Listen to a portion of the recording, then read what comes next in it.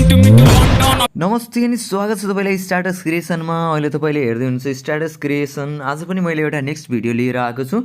आज पनि मैले नेपाली बिटमा चाहिँ एउटा भिडियो लिएर आएको छु। यदि तपाईले पनि यस्तै टाइपको भिडियो बनाउन चाहनुहुन्छ भने सबैभन्दा सुरुमा क्यापकट एप्लिकेसनलाई ओपन गर्नु होला। क्यापकट एप्लिकेसनलाई ओपन गरिसकेपछि तपाईले न्यू प्रोजेक्टमा जानुपर्ने छ। न्यू प्रोजेक्टमा गएर फोटोमा जानु होला।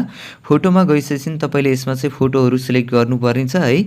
यो म्युजिक बिटको लागि चाहिँ तपाईले 9 वटा फोटोहरु सिलेक्ट गर्नुपर्ने छ। 9 वटा फोटोहरु सिलेक्ट गरिसकेपछि तपाईले एड बटनमा गएर क्लिक गर्नुपर्ने हुन्छ है। एड बटनमा हामीले क्लिक गर्ने छौं। सरी मेरो यसमा चाहिँ थोरै यस्तो भयो। ल हामीले एड बटनमा गएर क्लिक गर्यौं। क्लिक गरिसकेपछि अब चाहिँ हामीले सबैभन्दा सुरुमा फर्मेटमा जानु होला। तपाईहरुले फर्मेट चुज गर्नुस्। फर्मेटमा गएर 16:9 को रेशियो चुज गर्नु होला। त्यसपछि तपाईले इमेजमा क्लिक गर्नुस् र अब चाहिँ हामीले यसलाई रोटेट गर्नुपर्ने हुन्छ। किन भन्दाखेरि 9:16 को रेशियोमा राख्नको लागि तपाईले इमेजलाई पनि रोटेट गर्नुपर्छ। त्यसको लागि थोरै साइडमा सार्दै जानु होला र एडिट भन्ने अप्सन भेट्न सक्नुहुन्छ। एडिटमा जानुस्, त्यसपछि रोटेट गर्नुस् है। तपाईले सबै इमेजलाई चाहिँ रोटेट गर्दै राख्नुपर्ने छ। 9 वटा फोटोहरुलाई हामीले रोटेट गर्ने छौं 16:9 को रेशियोमा। र लास्टमा आउनुस्, एउटा हामीसँग वाटरमार्क रहनेछ। वाटरमार्कमा क्लिक गर्नुस् र डिलिट गर्नुस्। डिलिट गरिसकेपछि तपाई स्टार्टिङमा आउनुपर्ने छ र थोरै ब्याक गर्नुपर्ने छ। ब्याकको लागि तपाईले यो अप्सनमा क्लिक गर्नु होला। क्लिक गरिसकेपछि अब तपाईले यसमा एड अडियो लाई ल्याउनु पर्ने छ। त्यसको लागि तपाईले एड अडियोमा जानुस्। एड अडियोमा गइसकेपछि यहाँनिर हामीसँग एउटा एक्सट्र्याक्टेड भन्ने भेटिन्छ। यसमा क्लिक गर्नुस्। क्लिक गरिसकेपछि हाम्रो यसमा चाहिँ म्युजिक बिटलाई इम्पोर्ट गर्नुपर्ने हुन्छ। यदि तपाईले पनि म्युजिक बिटलाई डाउनलोड गर्न चाहनुहुन्छ भने हाम्रो म्युजिक बिटको लिंक चाहिँ डिस्क्रिप्सनमा राखिदिएको छु मैले चाहिँ। यदि तपाईले त्यो डाउनलोड गर्दाखेरि कुनै पनि समस्या आइराको छ तपाईको मोबाइलमा भने चाहिँ तपाईले सिधै मेसेन्जर अथवा टेलिग्राममा पनि मेसेज छोड्न सक्नुहुन्छ है। त्यसको लिंक पनि मैले डिस्क्रिप्सनमा राखिदिने छु। अब चाहिँ हाम्रो यसमा म्युजिक एड भइसकेपछि अब चाहिँ हामी यसमा ड्युरेसन मिलाउन तर्फ लाग्ने छौं।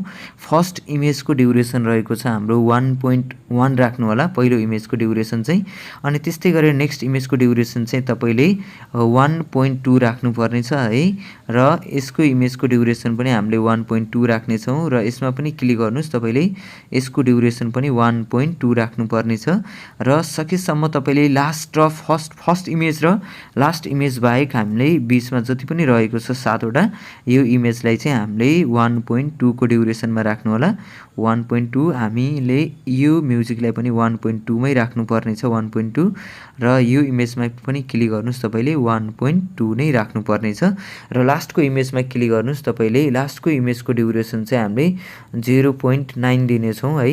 0.9। त्यसपछि बाँकी रहेको म्युजिकलाई तपाईले स्प्लिट गर्नुपर्ने छ भने स्प्लिट गर्नु होला। र यदि मैले दिएको म्युजिकबाट तपाईले डाउनलोड गर्नु भएको हो भने चाहिँ लिंकबाट तपाईले स्प्लिट गरिराख्नु चाहिँ पर्दैन है। ल अब चाहिँ मैले यसमा साउन्ड पनि म्युट गरिम। किन भन्दाखेरि मेरो यसमा कपिराइट क्लेमहरु आउन सक्छ। त्यो भएको कारणले मैले साउन्ड म्युट गरेको। अब चाहिँ हामीले यसमा एनिमेसन राख्नको लागि तपाईले इमेजमा क्लिक गर्नुस्। त्यसपछि एनिमेसनमा जानुस्। एनिमेसनमा गइसकेपछि तपाईले यसमा इन एनिमेसन, आउट एनिमेसन अनि त्यस्तै गरेर कम्बो भेट्न सक्नुहुन्छ। हामीले चाहिँ कम्बो इफेक्ट युज गर्ने छौं। कम्बोमा गइसकेपछि फर्स्ट इमेजको ड्युरेसन भन्छु। हाम्रो यसमा चाहिँ एनिमेसन भनेको 22:2 राख्नु पर्ने छ। तपाईले थोरै यसरी सार्दै जानु होला। यहाँनिर 22:2 छ। त्यसपछि तपाईले नेक्स्ट इमेज भेट्न सक्नुहुन्छ। यो इमेजमा चाहिँ हामीले पेन्डुलम 1 नै राख्ने छौं। बाँकी जति पनि इमेजहरु छ तपाईले पेन्डुलम 1, यसमा पनि पेन्डुलम 1, यसमा पनि हामीले पेन्डुलम 1 नै राख्ने छौं।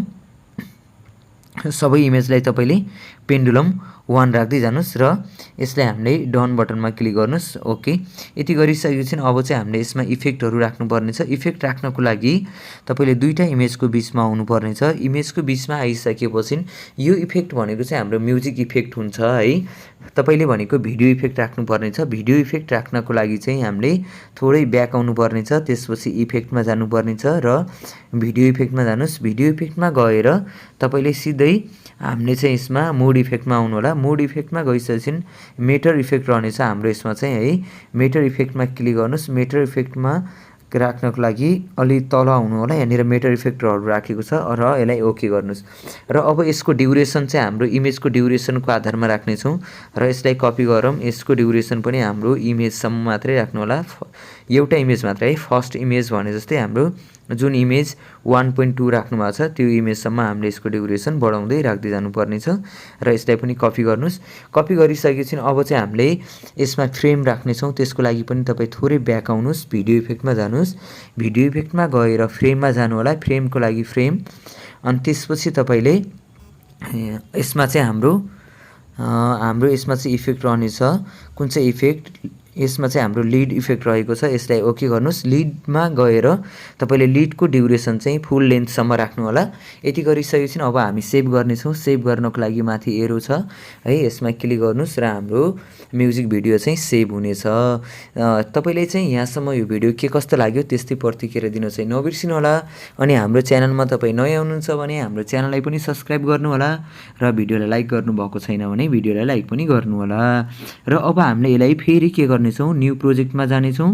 भिडियोमा जानुहोस्, भिडियोमा गएर जुन भिडियोलाई सेभ गर्नुभएको थियो त्यसलाई तपाईँले एड गर्नुहोस्। एड गरिसकेपछि हामीले फेरि के गर्नेछौँ, फर्मेटमा जानेछौँ र यसमा 9:16 को रेसियो चुज गर्नेछौँ है। र अब हामी लास्टमा आउनेछौँ, फेरि वाटरमार्क रहेको छ, डिलिट गर्नुहोस्। अब चाहिँ हामीले 9:16 को रेसियो राखिसकेपछि तपाईँले भिडियोमा क्लिक गर्नुपर्ने छ। त्यसपछि थोरै साइडमा सार्नुहोस्, एडिटमा जानुहोस् र यसलाई रोटेट गर्नुहोस्। यदि गरिसकेपछि अब तपाईँले यसलाई सेभ गर्नुपर्ने छ। सेभ गर्नको लागि माथि एरो छ, त्यसमा क्लिक गर्नुहोस्। अब चाहिँ तपाईँले यसरी चाहिँ हाम्रो टिकटक भिडियो बनाउन सक्नुहुन्छ र टिकटकमा पोस्ट गर्न सक्नुहुन्छ।